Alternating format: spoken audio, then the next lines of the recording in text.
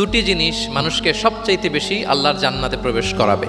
একটি হচ্ছে তাকওয়াল্লাহ, আল্লাহর ভয়, আর একটি হচ্ছে হুসনুল খুলুক, সুন্দর আচরণ। রিপিট, আমি আবারও বলছি, দুটি জিনিস মানুষকে সবচাইতে বেশি আল্লাহর জান্নাতে প্রবেশ করায়। একটি হচ্ছে আল্লাহর ভয়, তাকওয়াল্লাহ, আর একটি হচ্ছে সুন্দর আচরণ, হুসনুল খুলুক।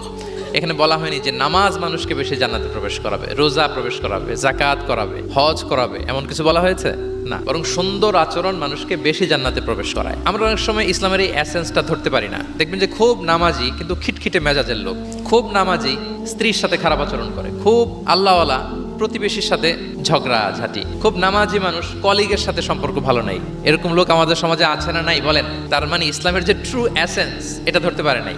আশেপাশের নেইবরের সাথে, কলিগের সাথে, বন্ধুদের সাথে, সহপাঠীদের সাথে যে ভালো আচরণ করতে হয়, গুড বিহেভিয়ার করতে হয়, এবং এটাই যে আমাকে সবচেয়ে বেশি জান্নাতে প্রবেশ করানোর মাধ্যম হতে পারে, এটা আমরা ভুলে যাই। প্রিয় বন্ধুরা, আমরা যেন এই ব্যাপারটাকে ছোট মনে না করি।